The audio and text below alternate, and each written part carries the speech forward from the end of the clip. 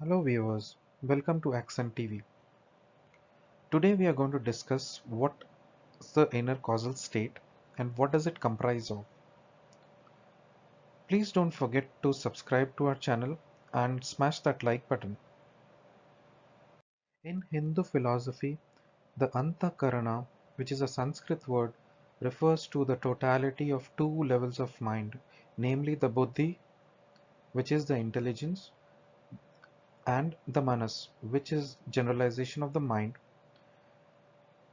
The Antahkarana is made up of four parts.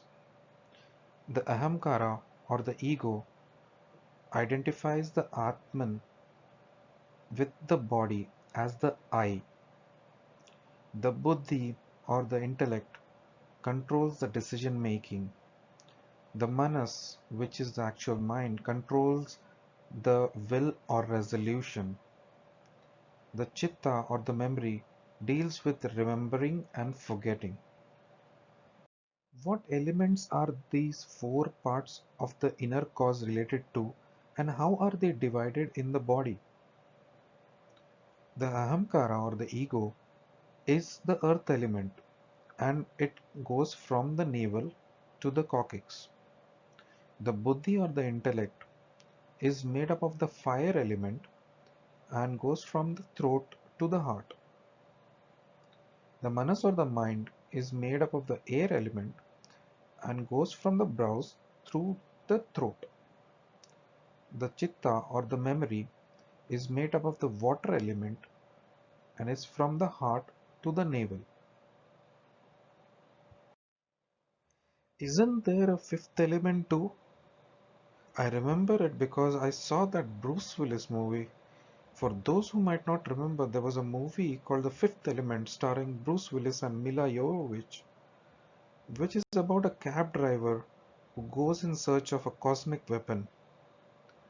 Needless to say, there is definitely a fifth element, but no, it's not a human that can defeat evil, but it's an element called Akash or space that encapsulates all the other elements.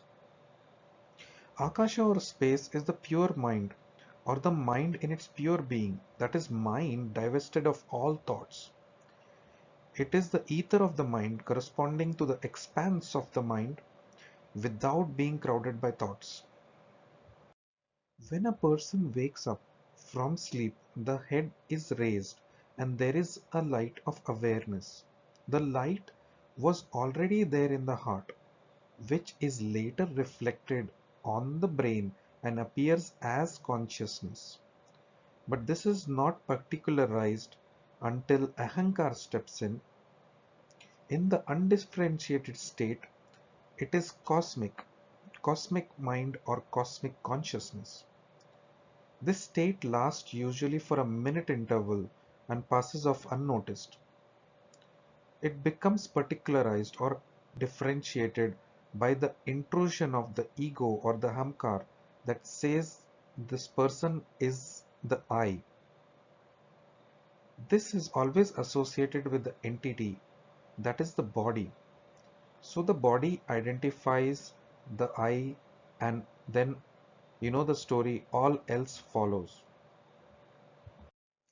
Because all other faculties get only the reflected light, it is said to be the moon. The original light of consciousness is in the heart, which is said to be the sun. The moon shines by the reflected light of the sun. When the sun has set, the moon is useful for revealing objects. When the sun has risen, no one needs the moon, although the pale disk of the moon is visible in the sky. So it is with the mind and the heart. The mind is useful because of its reflected light. It is used for seeing objects.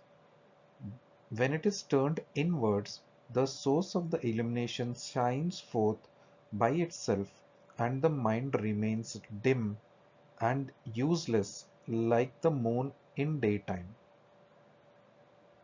Thanks for listening in.